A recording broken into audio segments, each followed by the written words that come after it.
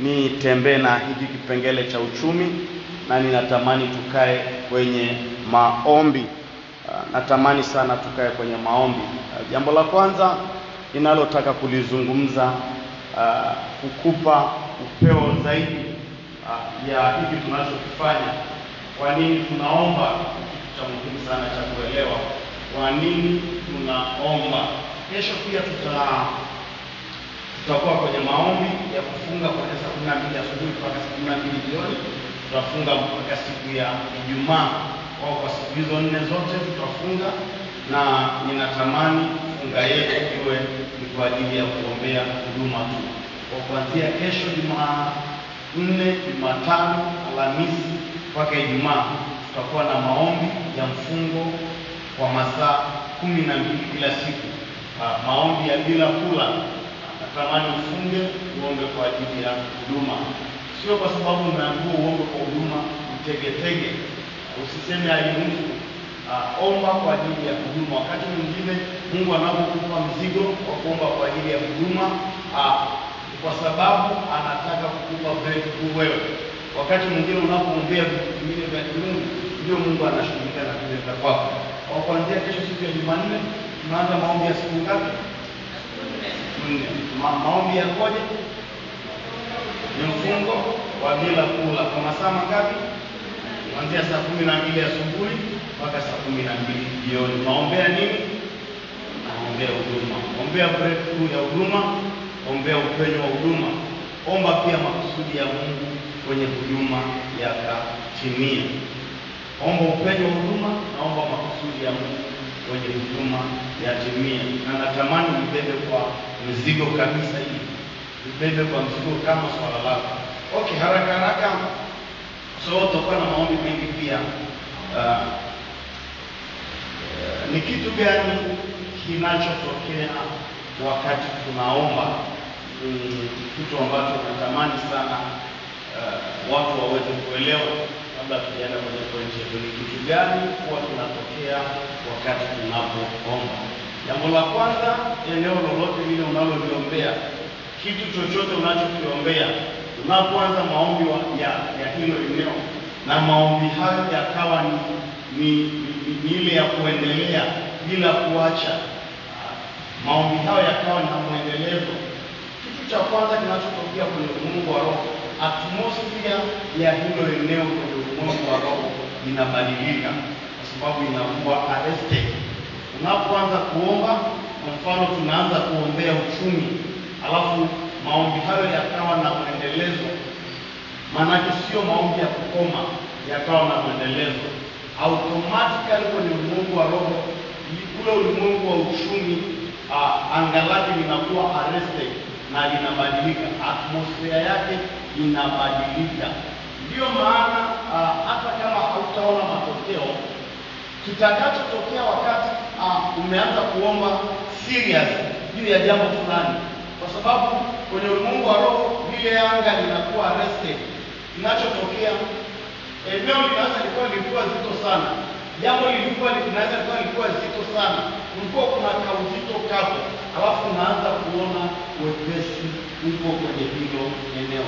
Hata wakati mwingine kunaweza kulikuwa kuna ugumu wa kuomba juu ya hilo jambo, lakini unapoanza ile serious kabisa, unaanza kuomba, kinachotokea atmosphere, hali ya kiroho ya hilo eneo huwa inabadilika, huwa ina capture, huwa inakamatwa, huwa inakuwa arrested na yale maombi unayoyatoa.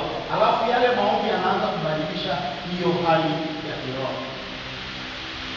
Kama ni eneo la roho unaliombea, ukaliombea serious, ile ukasema nitaomba serious, kitu cha kwanza kabisa kinachotokea sio matokeo, ni hilo anga, hali ya kiroho ya hilo anga unaloliombea linabadilika.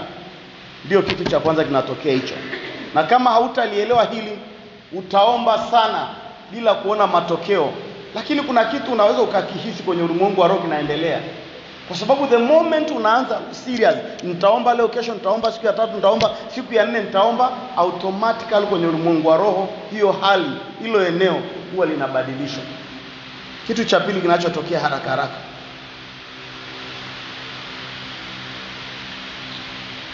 Na hili litatokea pale, hayo tutakayoeleza yatatokea pale ambapo maombi hayo ni ya mwendelezo. Jambo la kwanza nimesema ni nini kinatokea kwenye ulimwengu wa roho wakati tunapoanza kuomba. Jambo la pili, kama utaomba serious ile yenye mwendelezo, huwa unafungua malango ya kiroho kwa ajili ya roho kuweza kuja. Especially hawa ni an angel, malaika wanaanza kutraffic. Nikisema kutraffic, unaelewa? Kutraffic unaelewa maana yake nini? Kutraffic ni kufuatilia. Malaika, traffic ni lugha ya kiroho tunayotumia pale ambapo tunakuwa na kitu tunafuatilia kitu fulani.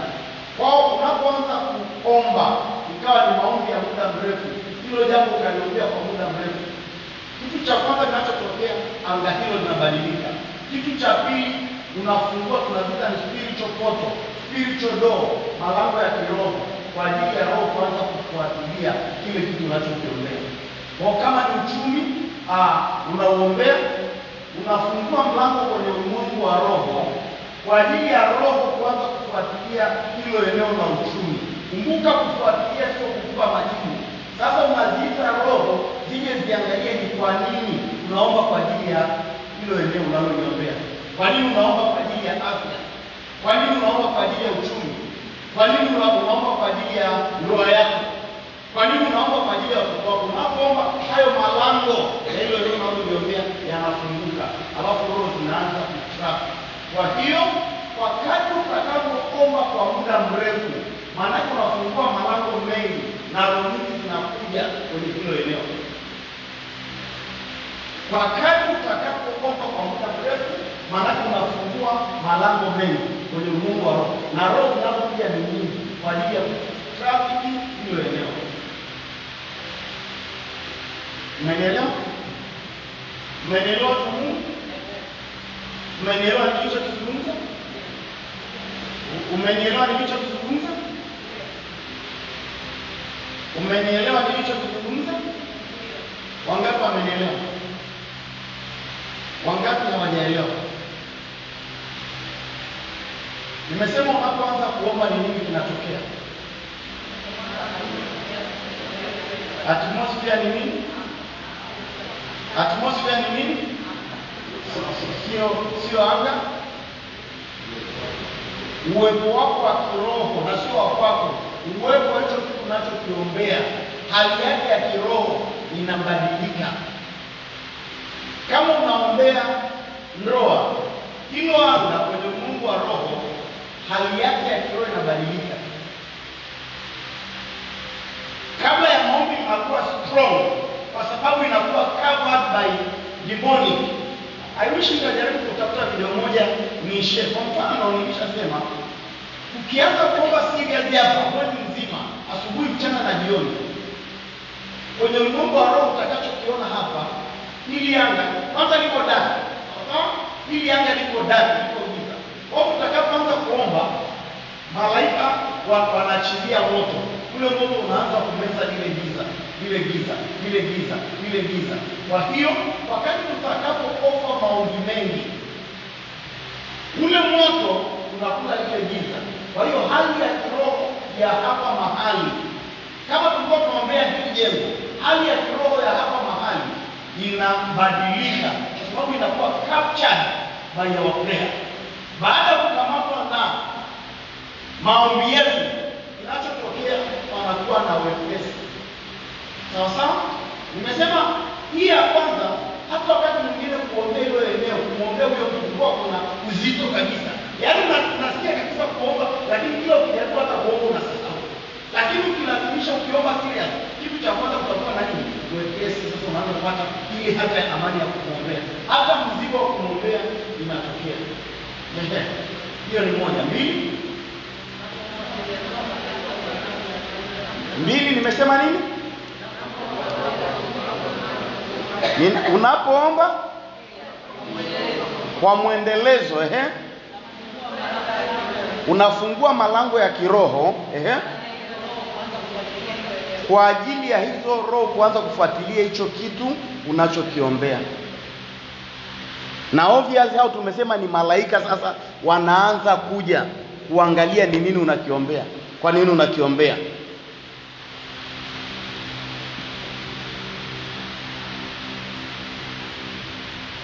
Sio kuomba tu kwa Mungu.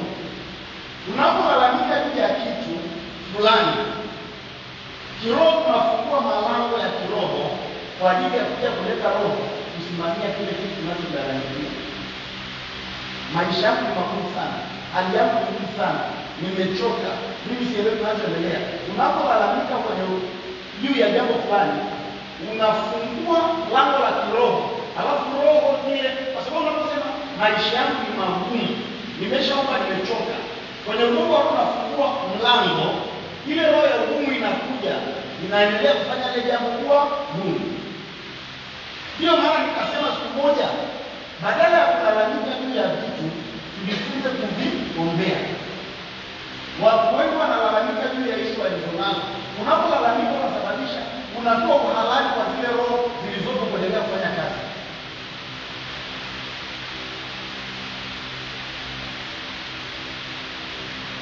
Kwa tatu,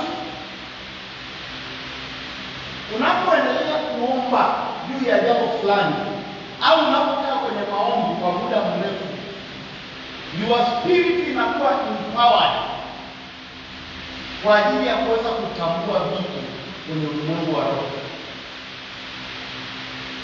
Unapokaa kwenye maombi kwa muda mrefu, roho yako inawezeshwa, inapokea nguvu ya uwezesho kwa ajili ya kuweza kutambua vitu kwenye ulimwengu wa roho.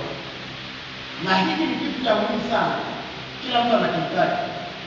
Roho yako inaweza kupata nguvu ya utambuzi kwa ajili ya kuanza kutambua vitu kwenye ulimwengu wa roho pale ambapo unakaa kwenye maombi muda mrefu. Everybody needs this. Unahitaji kutambua vitu kwenye ulimwengu wa roho.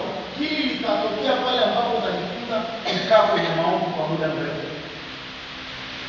Prayer and fasting ina-empower your spirit kwa ajili ya kuweza kuona vitu na kutambua kwenye ulimwengu wa roho. 4. Jambo la kwanza nimesema, unapoomba ni nini kinatokea? Ni nini? Atmosphere yako, sio atmosphere yako. Atmosphere ya hilo eneo unaloliombea inabadilika. 2, kama utaendelea kuomba, unafungua malango ya kiroho kwa ajili ya roho kuja kuanza kufuatilia hicho kitu unachokiombea. 3,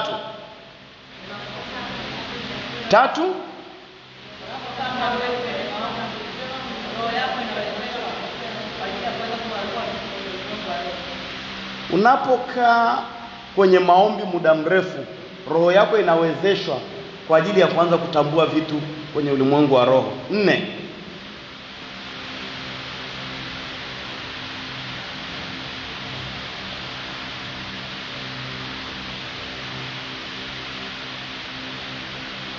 unapoomba kwa Mungu,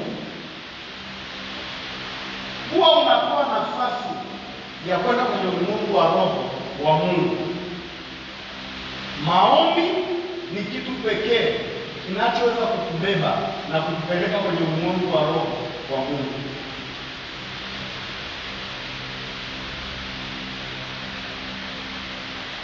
Kuna vitu vingi vina uwezo wa kukubeba na kukupeleka kwenye ulimwengu wa roho. Mawazo yako yana uwezo wa kukubeba na kukupeleka kwenye ulimwengu wa roho wa kile kitu unachofikiria. Rudia nilichosema.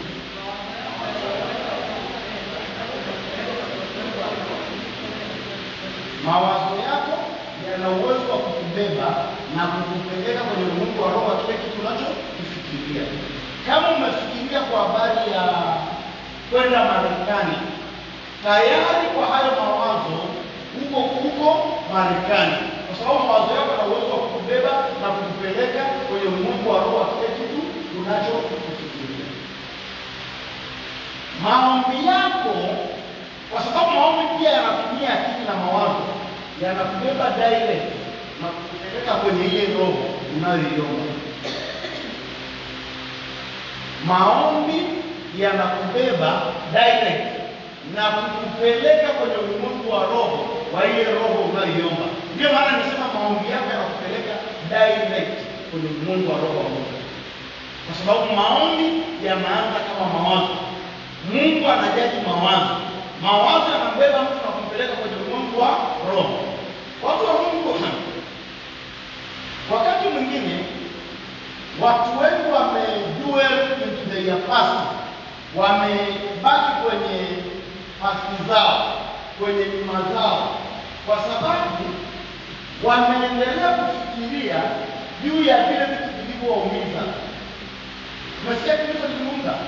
Watu wengi bado wanaishi kwenye past zao, nyuma yao, kwa sababu bado wanaendelea kufikiria vile vitu vilivyowaumiza. Utakapoendelea kufikiri juu ya vile vitu vilivyokuumiza, kwenye ulimwengu wa roho unakuwa huko kwenye lile jambo. Hata kama niseme hivi, niliibiwa milioni 50 mwaka juzi, sawa sawa, ni jambo lililoniumiza sana. Alafu sasa niko 2025, lakini bado ninafikiria juu ya milioni 50 niliyoibiwa mwaka juzi. Kwenye ulimwengu wa roho ninakuwa bado ninaishi kwenye ulimwengu ule wa mateso, ule ulimwengu wa kuibiwa, kwa sababu bado ninafikiria juu ya kile kilichoniumiza. Ndio maana watu wengi wanashindwa kwenda mbele yao, wanashindwa kusonga mbele na kufanikiwa, kwa sababu bado mawazo yao na akili zao zipo kule nyuma walikoumizwa.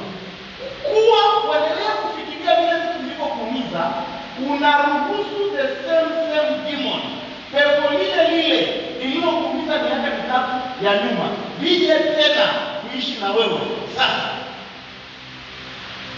Watu wa Mungu, kuendelea kufikiria juu ya wizi uliofanyika miaka 3 iliyopita, kwa tendo lile la kufikiria, mimi sikuwa 2025, lakini wizi ulifanyika 2023.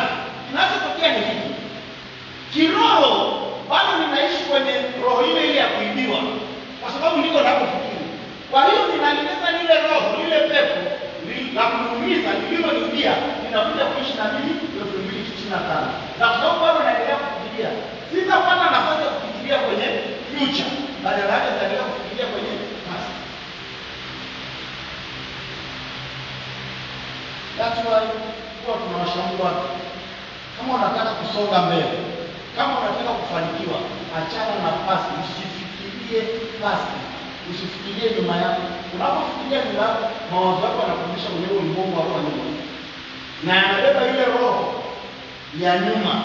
Ndio maana mtu aliyokoka leo akiwaza tu juu ya dhambi aliyokuwa anafanya, uzinzi aliyokuwa anafanya, pombe aliyokuwa anakunywa, mambo mabaya aliyokuwa anafanya, wizi aliyokuwa anafanya, akiwaza tu, automatically anakuwa connected na vile vitu alivyokusha mjiaza. Akishakuwa connected, anabeba ile roho, anashangaa kuokoka, lakini anarudi tena kwenye dhambi zile alizoziacha. Kwa nini? Amerudi kufikiria juu ya kile kitu alichokuwa anakifanya. Watu wamenielewa? Kwa hiyo tunapoomba tunajiunganisha na Mungu direct kwa kupitia maombi yetu. Kwa nini? Kwa sababu mawazo ni njia mojawapo ya kujiconnect na ulimwengu wa roho. Okay. Kama ni maombi ni hivyo sasa, watu wa Mungu, kwa nini tunaomba kwa habari ya uchumi? Kwa nini tunaomba kwa habari ya uchumi? Ni swali kila mmoja anapaswa kujiuliza. Kwa nini tunaomba kwa habari ya uchumi? Yeremia 29. Yeremia 29 11-12. Kwa nini tunaomba kwa habari ya uchumi?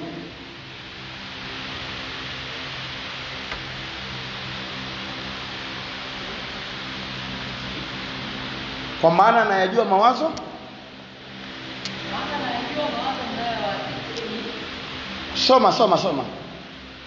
Soma ulichokuwa unakisoma.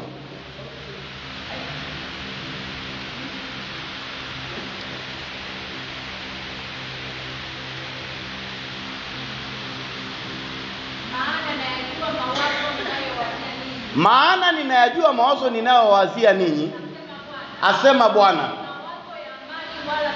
Ni mawazo ya amani wala si mawazo mabaya, kuwapa ninyi tumaini siku zenu za mwisho. Rudia tena hapo mwanzo. Maana nayajua mawazo ninayowazia ninyi, asema Bwana. Ni mawazo ya amani. Biblia ya Kiingereza nasema ni mawazo ya kuwafanikisha. Ninawazia mawazo ya kuwafanikisha. Mungu anasema ninawawazia mawazo ya kuwafanikisha. Kuwapa ninyi tumaini, kuwapa ninyi mafanikio siku zenu za usoni. Nanyi mtaniita, mtakwenda na kuniomba, nami nitawasikiliza. Maana anasema Mungu anakuanzia kufanikisha. Ni mawazo ya Mungu. Mawazo ya Mungu ni mpango wa Mungu juu ya watu. Kile kitu ambacho Mungu anakiwaza ndio mpango wake. Kwa hiyo Mungu anawaza kutufanikisha. Kama anawaza kutufanikisha, anasema ili hayo mawazo yake yatokee, huo mpango wake utokee, hilo kusudi lake litokee, anasema mtakwenda kuniomba na kuniita. Kwa hiyo hata kama Mungu anawaza kukufanikisha kwenye eneo la uchumi, haitokei yenyewe automatically. Anasema mtakwenda kuniita, mtakwenda kuniomba. Kwa nini? Ili hayo mawazo nilionayo kwa habari ya kuwafanikisha yaweze kutokea. Watu wengi wanakiri hili andiko kwamba Mungu ana mawazo mema juu yao, Mungu ana mpango mwema juu yao, Mungu anataka kuwafanikisha. Lakini hicho kipengele B kwamba huo mpango wa Mungu, obvious, mawazo ya Mungu ni makusudi ya Mungu. Mawazo ya Mungu ni mapenzi ya Mungu. Sikiliza, mawazo ya Mungu ni makusudi ya Mungu. Mawazo ya Mungu ni mapenzi ya Mungu. Mapenzi ya Mungu juu ya maisha yako ni kukufanikisha wewe. Kwa sababu ndio ametuambia. Mapenzi ya Mungu ili atimie kwa mtu ni lazima mtu huyo aweze kuomba. Ndio maana kwenye ile sala kwa Biblia inasema mapenzi yako yaje. Hayaji mpaka uombe. Wako Mungu, mapenzi yake hayaji ni mpaka ufanyaje? Uombe. Kwa hiyo ukishajua ni mpaka Mungu kukufanikisha, haukai tu na kusubiri mafanikio yatokee. Unaomba yale mafanikio yaje. Kwa hiyo kwa nini tunaomba kwa habari ya uchumi? Ni kwa sababu ni mpango wa Mungu kufanyaje? Kutufanikisha. Ni mpango wa Mungu kuwa na uchumi ulio imara. Kama ni mpango wa Mungu, tukishalielewa hilo kwamba ni mapenzi ya Mungu sisi tufanikiwe, tunapaswa sasa kwenda kwenye nini? Kwenye maombi. Kumbuka kwa Mungu tunakwenda kwenye maombi pale ambapo tunafahamu mapenzi ya Mungu. Kama hauelewi kwamba ni mapenzi ya Mungu kukufanikisha, hauna sababu ya kufanyaje? Ya kuomba. Kwa hiyo tunaenda kwenye maombi tukielewa sasa kwamba Mungu anataka kutufanikisha. Zaburi.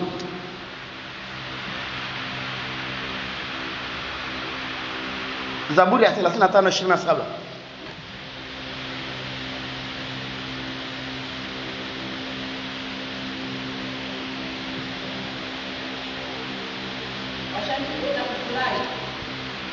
Ashangilie na kufurahi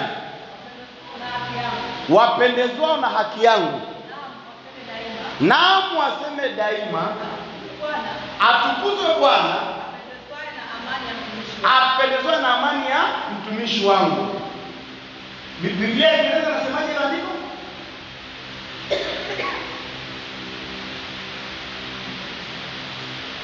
Kwa sababu nimesema sitaki sana kutumia Biblia ya Kiswahili. Watu wa Mungu, Bwana apendezwae na. Okay, ili uelewe Biblia ya Kiswahili ni hivi. Biblia inasema apendezwae Bwana, ndiye hicho kipengele cha mwisho, apendezwae na amani yangu. Watu wa Mungu, hakuna mahali amani kama hakuna mafanikio. Sawa sawa kwa Mungu. Hakuna mahali ni amani kama hakuna mafanikio. Wao kinachosababisha mtu awe na amani ni nini? Mafanikio. Kwa hiyo badala ya kusema apendezwae na amani yangu, Biblia ingepaswa kusema apendezwae na nini? Mafanikio yangu. Soma Biblia Kiingereza.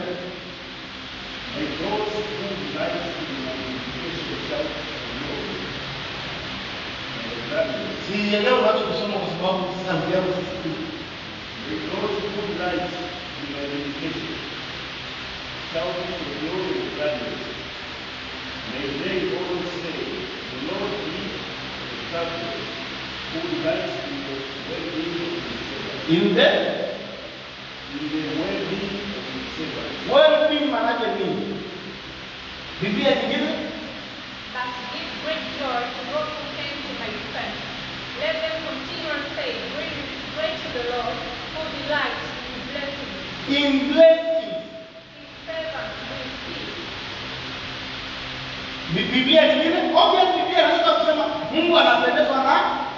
Ndio maana akasema shika. Ukisikia Biblia nyingine shika Bible hapa. Biblia inasema Mungu ambaye anapendezwa na mafanikio yangu.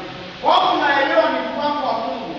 Ni Mungu anafurahi pale ambapo watumishi wake wanafanyaje? Wanafanikiwa. Wao Mungu anafurahi pale ambapo watumishi wake wanafanikiwa. Kwa hiyo ni mpango wa Mungu wewe kufanikiwa. Na unapofanikiwa wewe, Mungu huwa anafurahi.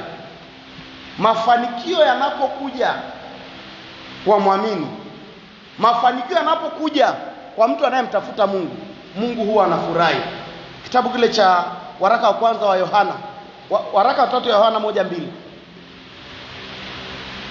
Mwingine anifungulie Zaburi ya 11, Zaburi ya 112 mstari wa 3. Mwingine pia anifungulie Zaburi ya 115 mstari wa 14. Ukisoma sema unasoma wapi? Nasoma Yohana 3:1 mstari wa 2. Mpenzi, naomba ufanikiwe katika mambo yote na kuwa na afya yako kama vile roho yako ifanikiwavyo. Paulo anasema naomba ufanikiwe katika mambo yote. Ombi kubwa kwa Gayo, ombi kubwa la Paulo kwa Gayo ni Gayo afanikiwe katika mambo yote. Alikuwa anatamani sana kumuona anafanikiwa katika mambo yote. Ni mpango wa Mungu ufanikiwe katika mambo yote, ikiwemo pia eneo la uchumi. Zaburi. Ongeza sauti.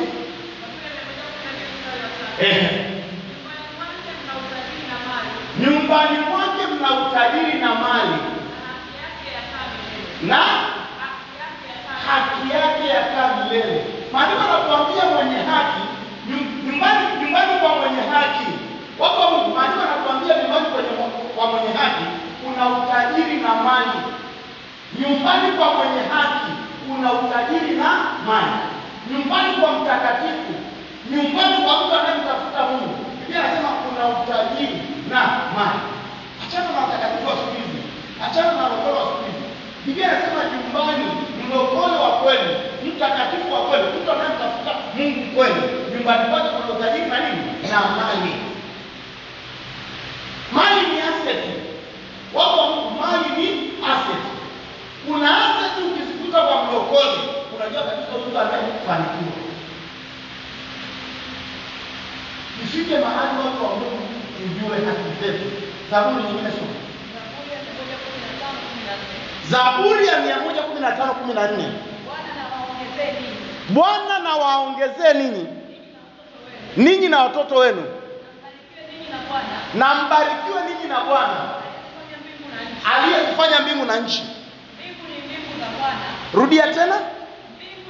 Anza tena mwanzo.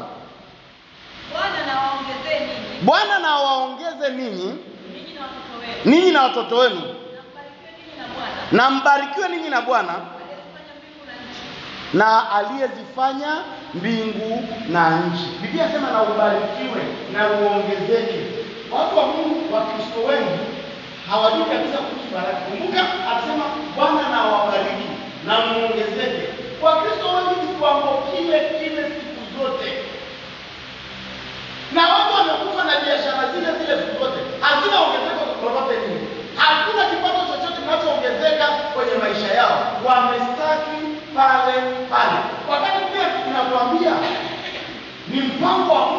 kutuongeza sisi watakatifu.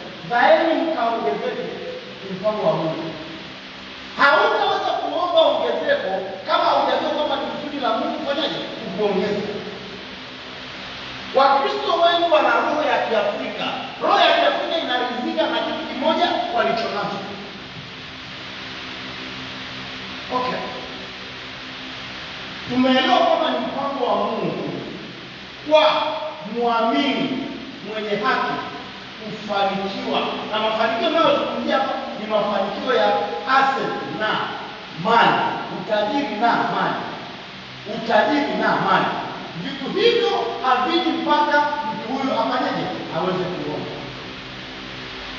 Watu wa Mungu, shetani amewazuia waamini wengi kushindwa kufanikiwa.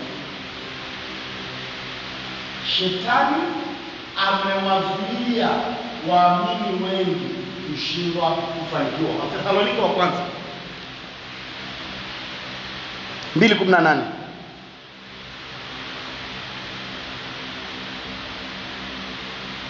Shetani siku zote atawazuia watoto wa Mungu kufanikiwa. Sikiliza kwa Mungu, mafanikio ni haki yako. Nisikilize, mafanikio ni nini? Haki yako. Kama mlokole, watu wa Mungu sasa kufunga kwako na kuomba ni kwa ajili ya nini? Kutoa sadaka zako na mbegu zako na mafungu ya kumi ni kwa ajili ya nini? Hebu kwanza tujiulize kwanza. Sababu ya wewe kufunga na kuomba na kutoa sadaka zako, kutoa mafungu ya kumi, kutoa sadaka za mandili, kazi yake ni nini? Lengo lake ni nini? Ni ili Mungu akufanikishe. Hizo ni kanuni za kiungu kwa ajili ya wewe kufanikiwa. Kama ni kanuni za kiungu kwa ajili ya kufanikiwa, kwa nini hauoni mafanikio? Shetani amezuia mafanikio ya wana wa Mungu wengi. Kwa hiyo tulitaka kuja kwenu. Naam. Mimi Paulo mara ya kwanza na mara ya pili, na shetani akatuzuia. Nani aliwazuia? Shetani. Wana wa Mungu wengi wamezuiwa wasifanikiwe. Watu wa Mungu, stagnation unapoziona kwenye maisha yako ni matokeo kwamba shetani amekuzuia. Setback unayoona kwenye maisha yako ni matokeo kwamba shetani amekuzuia. Ugumu wa maisha unaoona leo ni matokeo ya kwamba shetani amekuzuia leo. Kukosa ajira, mambo yako kutokwenda ni matokeo ya kwamba shetani amekuzuia leo. Wakristo wengi, waamini wengi, walokole wengi wamezuiliwa na shetani wasifanikiwe. Kwa nini mtumishi? Kwa sababu unaona kabisa stagnation, wamekuwa hata maisha. Unaona kabisa ugumu wa maisha. Yaani ukiangalia Wakristo wengi wana hali ngumu ya maisha. Ili hali Mungu amesema ni mapenzi yake kuwafanikisha. Ni mpango wake kuwafanikisha. Lakini unaona kule ugumu wa maisha. Unaona stagnation. Unaona setback. Unaona wanafanya vitu haviendelei. Kwa nini? Unakuzuiliwa na shetani kwa ulimwengu. Kwa nini wanakuwa wanahitaji kuomba kwa ajili ya vitu vyao? Ni kwa sababu shetani amewazuia. Kuna mtu amenielewa? Kuna mtu amenielewa? Kama ni hivyo, kumbuka tunahitaji kuomba kwa habari ya mafanikio ya uchumi. Ni kitu ambacho tunahitaji kujiombea, hilo eneo la uchumi. Watu wa Mungu, mafanikio ya uchumi, mtu kufanikiwa kwenye eneo la uchumi, jana nilisema ni matokeo ya mtu huyo kuwa na moja, strong relationship. Usisahau, mafanikio ya uchumi ni matokeo ya mtu huyo kuwa na strong relationship, mahusiano imara. Mahusiano imara yanazalisha uchumi imara. Mahusiano dhaifu ni kuchanganyikiwa kwenye uchumi. Kwa hiyo ili mtu aweze kufanikiwa kwenye uchumi, anahitaji kuwa moja na strong relationship. 2, anahitaji kuwa mchana, nimesema na clear vision. Mtu yoyote anayetaka kufanikiwa leo kwenye eneo la uchumi anahitaji kuwa na clear vision, maono clear. Unaona correct. Yeremia, unaona nini? Naona ufito wa mlozi. Umeona vema, maana mimi naliangalia neno langu nipate kulitimiza. Watu wa Mungu, lack of vision is equal to poverty. Na sio lack of vision, lack of clear. Kwanza lack of vision, kukosa maono ni nini? Umaskini. Kukosa maono ni umaskini. Kukosa maono clear inalidi kwenye confusion. Kama muamini, kama mtoto wa Mungu, unahitaji kuwa na strong relationship. Watu strong. 2, unahitaji kuwa na maono clear. Nikisema pia watu wa Mungu, hiyo picha unakuwa nayo clear. Kama ni tenda, hiyo tenda unaiona clear. Kama ni biashara, hiyo biashara unaiona clear. Kama ni kitu unataka kuja kukianzisha, unakiona clear, bila chenga, bila mchele. Moja, strong relationship unaweza ukaomba. Clear vision pia unaweza ukaomba. Watu wengi kwa kukosa clear vision wameingia kwenye miradi iliyokuja kuwaleta kwenye hasara. Ninakuombea tunapokwenda kwenye maombea ya uchumi, hautaingia tena kwenye mradi wowote ule utakao kusababishia hasara. Lack of vision inaleta hasara. Kila utakachoweka hapo inakuletea nini? Hasara. Kwa nini? Haukuwa na clear vision. Clear vision inaleta direction. Watu wa Mungu, mtu yoyote mwenye clear vision anakuwa na direction, anakuwa na ramani ya kufuatilia kile kitu anachotaka kufanya. Ramani wako unayo. Yoyote mwenye maono clear, mtu huyo anakuwa ramani kwa ajili ya kuweza kufuatilia kile kitu anachotaka kufuatilia. Kwa hiyo nimesema moja, ili mtu aweze kufanikiwa kwenye eneo la uchumi, mmoja anahitaji nini? Anahitaji nini? Strong relationship. 2, anahitaji clear vision. Anahitaji maono clear. Anahitaji kuwa na picha sahihi. 3, anahitaji kuwa na nguvu ya kumsaidia kupata yale maono. Anahitaji kuwa na nguvu ya kumsaidia kuzaa yale maono. Watu wengi wana maono. Obviously kwenye Waebrania 11:11. Kumbuka, mtu yoyote anayetaka kufanikiwa kwenye uchumi anapaswa kuwa na nini? Anapaswa kuwa na nini, watu wa Mungu? Strong relationship. 2, clear vision. 3, nguvu ya kumsaidia kuzaa. Kwa sababu watu wa Mungu, kuwa na maono sahihi na ukayaona vyema sawa sawa, haimaanishi kwamba utaweza kuyazaa hayo maono. Wale hakuna wamama wanabeba mimba, wanaenda nafanya na scan. Baada ya kufanya scan, wanaambiwa una watoto mapacha wawili. Una mtoto wa kiume tumboni, alafu yule mtoto anakufa kabla hajazaliwa. Watu wa Mungu, nimeuliza swali. Hakuna mama wanabeba mimba na wanafanya scan, ultrasound, wanaambiwa una mtoto wa kike, una mtoto wa kiume, una mtoto mapacha, alafu wale watoto wanakufa tumboni. Maono, sikize, maono ulionayo ni mimba ya roho iliyo kwenye ulimwengu wa roho. Haimaanishi kuwa na hiyo mimba kwenye ulimwengu wa roho utaizaa. Kwa nini? Kuna vitu vinakuja kupinga hiyo mimba ikiwa kwenye ulimwengu wa roho. Kuna vitu vinakuja kupinga hiyo mimba ikiwa kwenye ulimwengu wa roho. Kuna roho huwa zinakuja kupinga maono ya watu yakiwa tumboni. Biblia inasemaje kwenye Waebrania 11:11? Kwa imani hata Sara mwenyewe alipokea uwezo kuwa na mimba. Alipokuwa amepita wakati wake, Kilichosababisha Sara kuwa na ile mimba ni uwezo, ni nguvu iliyokuja. Alikuwa ana imani ya kuzaa, ndio, lakini ili ile imani itimie, alipokea nini? Uwezo. Alipokea uwezo. Waamini wengi, walokole wengi wana maono makubwa sana. Ndio maana atakwambia mimi najua tu, mimi nitakuwa tajiri mkubwa, mimi nitakuwa tajiri mkubwa, mimi ni kiongozi, mimi ni mtu mkubwa sana. Mungu amesema na mimi ni mtu mkubwa sana, lakini hawana uwezo wa kubaki hayo maono walionayo. Vision without power kwa ajili ya kuzaa hayo maono ni bure.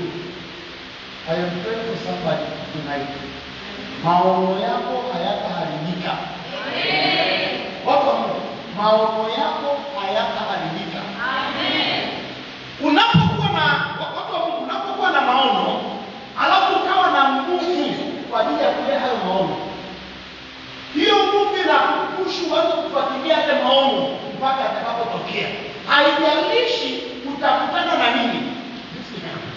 Wewe wajua lokole watukuze. Mtu anakuambia Mungu amenionyesha ndoa yangu, Mungu amenionyesha ndoa yangu, Mungu amenionyesha kabisa, na picha hii amenionyesha. Na huyo mwanaume ameleta, huyo mwanamke ameleta, amenionyesha na picha kabisa. Hao Mungu ni nani? Subiri miaka miwili. Subiri miaka miwili.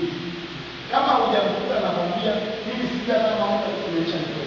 Kama hujamkuta yule anakuambia Mungu amenionyesha mume wangu, ana mtoto mwingine. Subiri tupe miaka mitatu. Baada ya siku hizi hana nguvu ya kusema.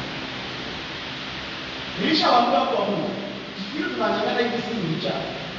Kama ni kuacha huduma, tungeshaanza siku nyingi. Lakini kuna kakitu kama huko ndani kanapushi yale mambo uliyoyaona. Inafika mahali hii ile picha niliyoiona, hapana. Itatokea lini? Wakati mwingine unachanganyikiwa kwa unakuwa kama kichaa. Unaomba, unafanya vitu vyote, unajaribu kila kitu, inakataa. Lakini kwa sababu bado kuna nguvu ya kukwambia hicho kitu kitazaliwa, unaendelea kufanyaje? Ukipush.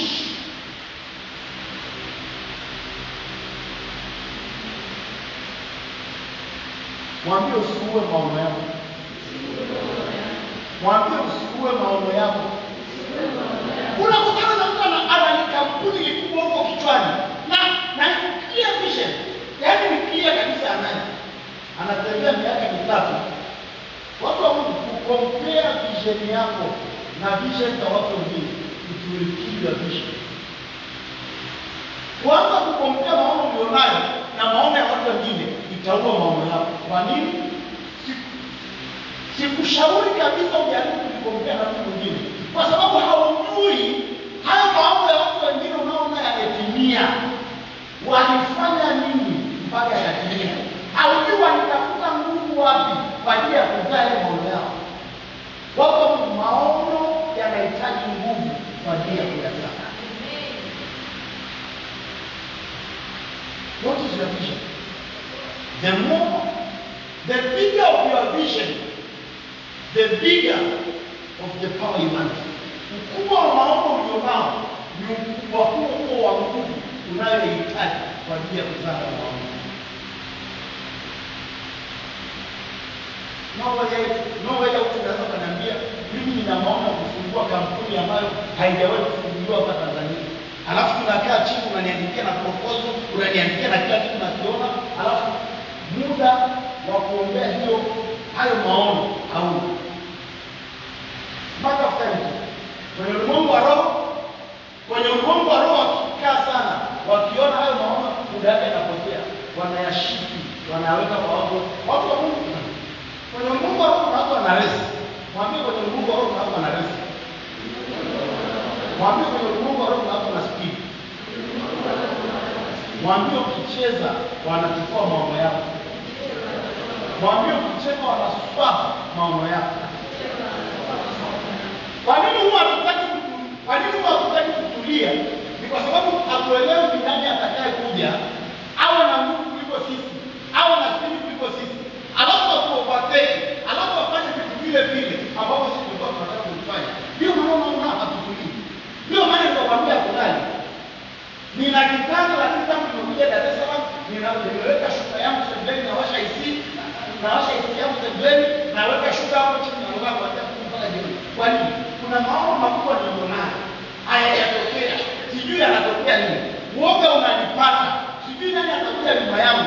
Sijui atakuja na nguvu kiasi gani. Sijui ataniovertake afanye kile kitu ambacho ninataka kufanya au itakuwaje. Alafu mimi unanipiga.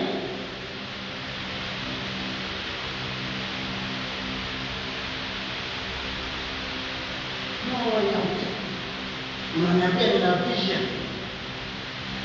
ya kuwa designer mkubwa hapo Dar es Salaam. Kama utaki achana na Mungu na tafuta Mungu za giza, wapusha maono. Watu wakiachana na Mungu naenda katafute Mungu za giza, wapusha maono. Kuna namna watabushi pia kazaliwa peke. Lakini kwa siku yako hivi hauwezi kukaa chini ukaangalia watu wa upande wa duniani wa umri wa kwako. Tuanze chuo. Wangapi wana umri wa Zuchu? Nani anafahamu Zuchu? Nani kidogo anaweza hata kwa umri wake, nani anaweza kaona kama wanalingana? Simdanganye, ndio nilichozungumza. Nani anaweza kaona kama umri wake na Zuchu unalingana? Weka mkono. Wewe unakaribia na miaka mingapi? 27 30. Na 27 26. Nani mwenye miaka 27 26? 29 hata. Haumii kwamba yule mtoto mdogo kiasi kile amefanikiwa vile. Hakuna kitu cha kupa kula. Kwamba yule mtoto mdogo vile amefanikiwa vile. Alafu wanamna hivi.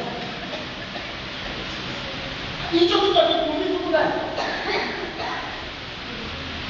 Haumii Diamond. Ni mtu ambaye aidha mna umri mmoja na yeye, lakini mafanikio yake hauwezi kukosa. Haumii. Haujiulizi alizaliwa na mwanamke na mimi nimezaliwa na mwanamke.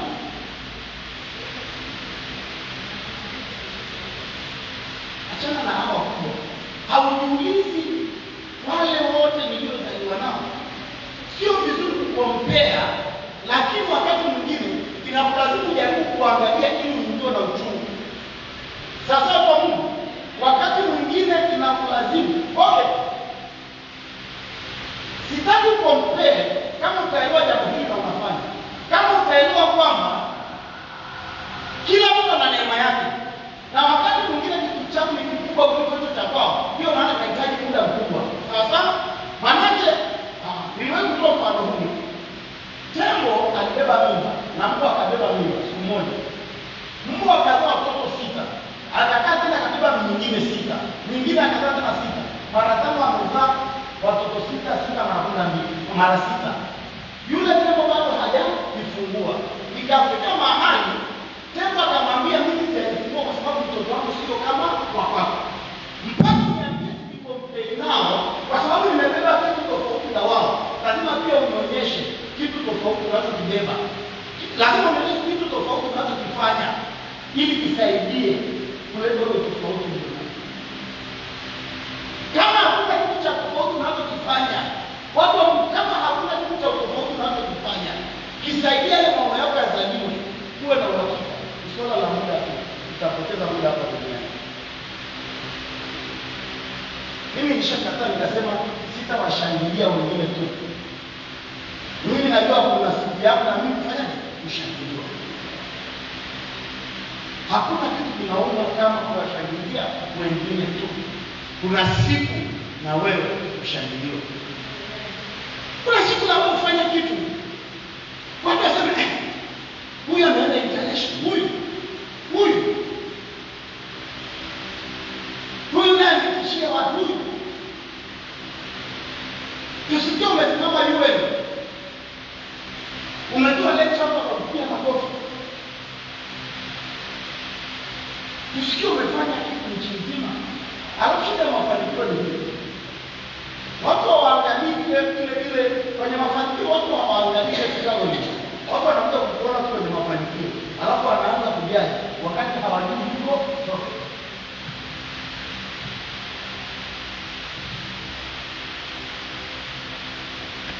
Kwa hiyo maono watu wa Mungu yanahitaji nini?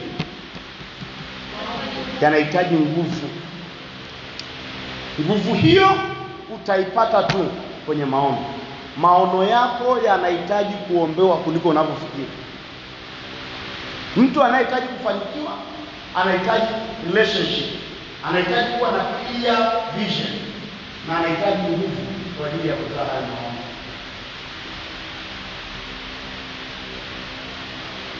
Nataka tuanze kuomba hapa. Turudi kwenye ile fasi ya jana, nieleze kitu kidogo. Tunahitaji rehema sana kwenye hiki kipengele cha uchumi, kwa sababu obviously watu wa Mungu tukubali, kama shetani amewazuia watu wa Mungu wengi wasifanikiwe, shetani hana uhalali wa kukuzuia kama hakuna kitu cha uhalali wa kukuzuia. Kumbuka statement shetani aliyoitoa. Kumbuka statement ambayo Yesu alitoa. Yesu anasema, tazama yuaja mkuu wa dunia hii. Anasema hana kitu kwangu. Hakuna kitu chochote kitakachosababisha anizuie. Kama watu wa Mungu ambao tunahitaji kuona wanafanikiwa hawajafanikiwa, nimesema ni kwa sababu shetani amewazuia. Na kwa nini amewazuia? Nimesema stagnation unaziona, ugumu wa maisha. Watu wa Mungu, acha nikuhakikishie ukweli, kwa wakati mwingine inaniumiza. Hakuna watu wenye hali ngumu kama wanakuwa. Hakuna dini yoyote ile wanaweza kukupa. Mpaka wakati mwingine unaweza kufikiri, ngoja nirudi duniani. Watu wa Mungu, kama mtu anatafuta ajira, hakuna mlokole anaweza kumajiri. Lakini akienda kichanganya na watu wa duniani huko, yaani anaweza kupata ajira sehemu ile. Dini zote wanazo wao. Mipango yote mizuri wanaopata wa Mungu. Sasa lazima tujiulize, kwa nini watu wanaomba hivyo? Lakini hakuna matokeo. Kuna kitu bado kipo. Shetani anatoa uhalali kwa shetani kuwazuia. That's why the best prayer tunaweza tukaanza nayo leo ni maombi ya rehema. Tafadhali kwa nini tuombe maombi ya rehema? Wakati nitakapokumponya Israeli, ndipo yafunuliwapo. Rudia tena. Wakati nitakapokumponya Israeli, ndipo yafunuliwapo maovu ya Efraim. Endelea. Na ubaya wa Samaria. Maana wanatenda uongo, na mwivi huvunja nyumba za watu, na kundi la wanyang'anyi hushambulia nchi. Rudia tena hicho kipengele. Wakati nitakapokumponya Israeli. Majira ya kumponya Israeli yanapofika. Usisahau hilo. Majira ya kumponya Israeli yanapofika, ndipo yafunuliwapo maovu ya Efraim. Kumbuka nilisema hivi, Mungu amekuja kwa lengo la kumponya nani? Israeli. Kwenye ulimwengu wa roho, faili zake mbaya zinaletwa. Mungu anataka kumponya kabisa, lakini kwenye ulimwengu wa roho, wakati wake wa kuponywa, mafaili yake mabaya yanaletwa.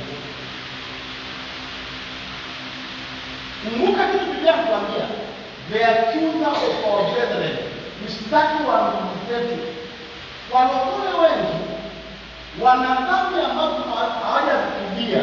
Kwa hiyo hata majira yao ya kufanikiwa yanapofika, bado yale mafaili ya kiroho yanaletwa, wanazuiwa pale pale. Wanaomba sana, lakini kila wakati Mungu anakuja kuwajilia kwenye ulimwengu wa roho, mafaili yao yanaletwa. Kitabu cha Mithali.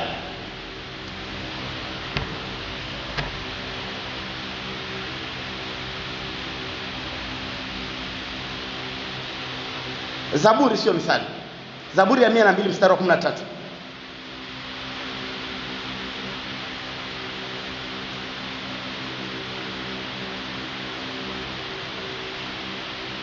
Wewe mwenyewe utasimama. Sikiliza, wewe mwenyewe utasimama na kuirehemu Sayuni. Anasema wewe mwenyewe utasimama Mungu na kuleta rehema zako juu ya nini? Ya Sayuni. Kwa maana ndio wakati wa kuihurumia. Kwa maana ndio wakati wa kuihurumia. Naam. Majira yaliyoamriwa yamewadia. Rudia nikuonyeshe kitu. Wewe mwenyewe utasimama. Anasema wewe Mungu utasimama. Na kuirehemu Sayuni. Na kuirehemu Sayuni. Kwa nini? Anasema ni mtu anaomba, anasema Mungu, naomba usimame uirehemu nini? Sayuni. Achilia rehema zako Mungu ya Sayuni. Naomba rehema zako Mungu juu ya Sayuni. Kwa nini anaomba maombi haya? Kwa maana ndio wakati wa kuinunia. Kwa maana ndio wakati wa kuinunia. Naam.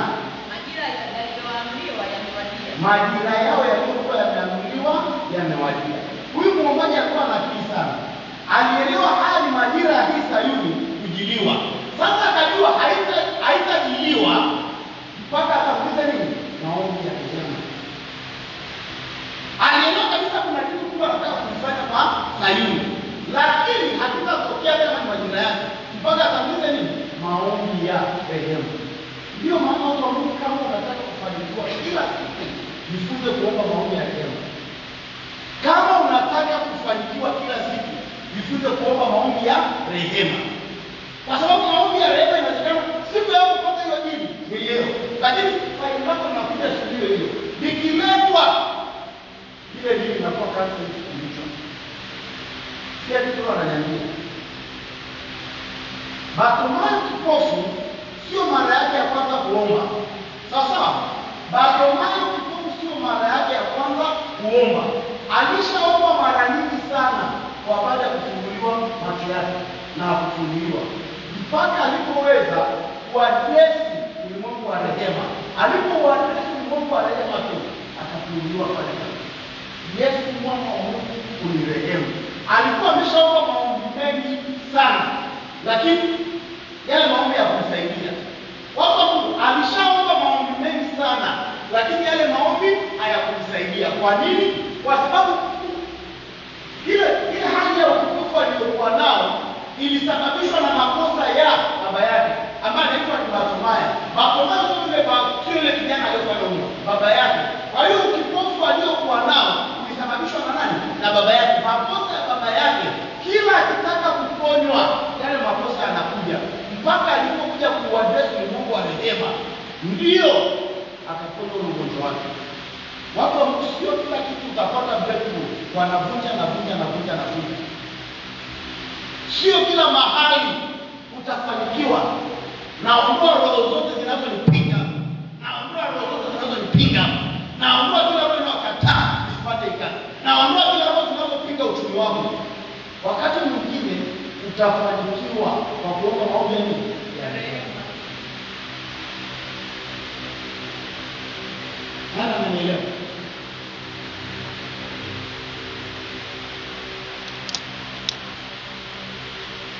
Nenda kwenye Mithali. Mithali 4:4. Wakati mwingine watu wa Mungu, kuna uwezekano mkubwa upenyo unaouombea siku zote, huo upenyo unasubiria rehema tu uje. Breakthrough unayosubiria leo, kuna uwezekano hiyo breakthrough inasubiria ni rehema. Kwa sababu kila ikija kwenye Mungu wa roho faili. Watu wa Mungu kwenye Mungu wa roho faili sababu inaletwa. Sasa unachohitaji ni rehema tu. 4. Naye akanifundisha. Akaniambia. Moyo wako uyahifadhi maneno yangu. Shika amri zangu ukaishi. Unasoma nini? Rudia tena. Naye akanifundisha. Akaniambia. Moyo wako uyahifadhi maneno yangu. Kuna mahali anasema kwa rehema zako watu waliishi. Kwa rehema zako watu waliishi. Watu wa Mungu, ili kuendelea kuishi unahitaji rehema. Na kuishi pale, Biblia inasema kwa rehema zako watu walifanikiwa. Sio kwa maombi ya vita, kwa rehema zako watu walifanyaje? Walifanikiwa. Tunapoanza kuaddress hiki kipengele cha uchumi, natamani sana watu wa Mungu, natamani sana tuanze na hicho kipengele cha rehema. Sema Baba, katika jina la Yesu. Baba, katika jina la Yesu. Ninashukuru kwa sababu ya kufafanua kwa neno lako unapoleta maarifa na mafunuo kwa ajili ya nafsi yangu. Usiku wa leo ninaposimama na kuomba tena kwa ajili ya eneo langu la uchumi, ninajiunganisha na neno lako, ninajiunganisha na maombi nitakayotoa, ninajiunganisha na roho inayofanya kazi siku ya leo. Naomba rehema kwa kila kosa linalonizuia kufanikiwa. Naomba rehema kwa kila kosa linalonizuia kufanikiwa. Ninamshukuru Mungu kwa sababu neema yako na rehema zako ni mpya kila siku. Nisafishe, nioshe na unitakase na kila uovu unaoendelea kunifuatilia na kunizuia nisifanikiwe. Nitakase, nioshe, nisafishe na kila uovu unaonizuia nisifanikiwe. Chochote kile kinachonizuia kufanikiwa, naomba rehema. Baba, naomba rehema. Mungu, naomba rehema. Naomba unirehemu. Baba, naomba rehema zako kwenye eneo hili la uchumi. Naomba rehema zako kwenye eneo hili la uchumi. Dhambi zangu zote usirehemu. Naomba rehema hata kwa makosa nisiyoyajua yanayonizuia nisifanikiwe kwenye eneo hili la uchumi. Baba yangu na Mungu wangu, nauliza rehema kwa ajili ya eneo hili la uchumi.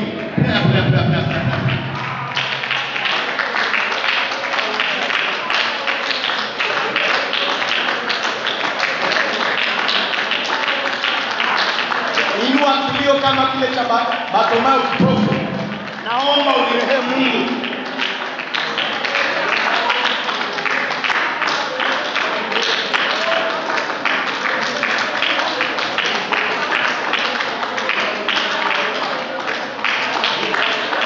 Nisiyapata mmoja hapa ndani. Mwambie Mungu, naomba unirehemu kwa sababu dhambi zangu ni nyingi kwenye kurasa zangu za kiroho. Nirehemu Mungu. Makosa yangu ni mengi. Faili zangu za kiroho zikiletwa zote zina makosa. Naomba rehema Mungu.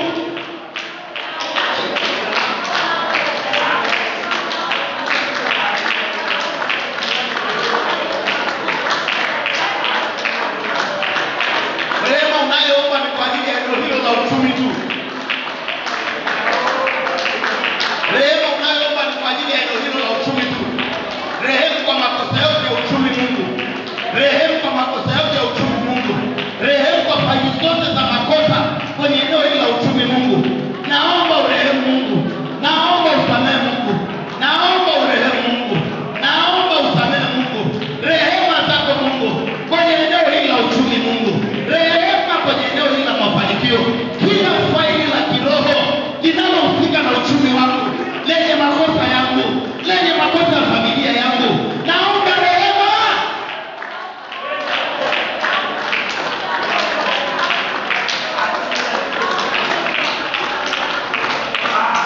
Omba.